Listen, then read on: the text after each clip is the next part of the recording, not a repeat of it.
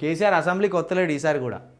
రోజు అసెంబ్లీకి వెళ్ళండి, సర్కారు నిలదీయండి, మీరు పోయి నిలదీయిర్రి, నేను పోను అని క్లియర్గా కేసీఆర్ గారు చెప్తున్నారు. అదే పాండవులను యుద్ధానికి పంపి శ్రీకృష్ణుడు ఆ మొత్తం ఆ కురుక్షేత్రంలో యుద్ధ వాతావరణాన్ని మొత్తం మార్చినట్టు కేసీఆర్ కూడా రోజు మీరు అసెంబ్లీకి వెళ్ళి నిలదీయండి, ఇక్కడి సలహాలు సూచనలు వ్యూహాలు నేను వన్నుతా కూర్చొని అని చెప్తున్నాడు.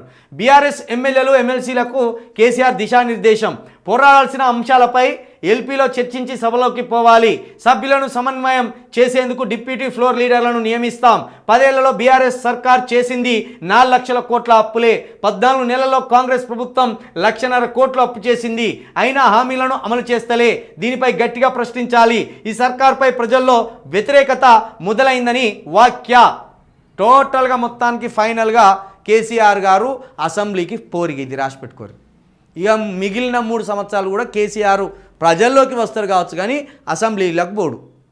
ఇక ఇంతటి గటికి ఉన్ని మనం ఇక దేశ రాజకీయాల్లో ఎక్కడ కూడా చూడబోం. ఎందుకంటే ప్రధానమంత్రి మోడీ గారు కూడా పోతారు, పార్లమెంటుకు పోతారు, కూర్చుంటారు, 4 తిట్లు తింటారు, వస్తారు. కేసీఆర్ మాత్రం ఆ ఛాన్స్ ఎవరికి ఇచ్చే అవకాశం లేదు.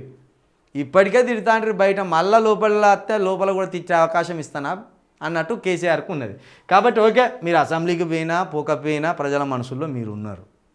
ఇప్పుడు నీ మనసు మేము మారవలేము, మా చేతుల్లో లేదా ఆ మంత్రం. మీరు అసెంబ్లీకి రావాలని కోరుకుంటున్నాను తప్పించి మిమ్మల్ని బలవంతంగా తీసుకొచ్చి కూర్చోబెట్టలేం కదా. ఏమో ఒక సామెత ఉన్నది, గుర్రాన్ని బలవంతంగా చెరువు దాకా తీసుకుపోతాం కానీ నీళ్ళు తాగించలేమన్నట్టు. కేసీఆర్ని రాయ్యా మాట్లాడయ్యా, అసెంబ్లీలో మాట్లాడయ్యా అని అడుగుతాను తప్పించి ఆయన గట్టి గుంజుకొచ్చి అయితే కూర్చోబెట్టలేం కదా.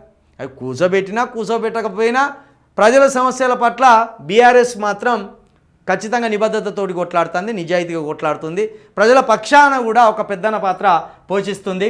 కాబట్టి రోజు అసెంబ్లీకి వెళ్ళండి అని మిగిలిన 28 మంది ఎమ్మెల్యేలకు అదేవిధంగా ఎమ్మెల్సీలకు కేసీఆర్ ఒక ఉద్బోధ అయితే బోధించిండు.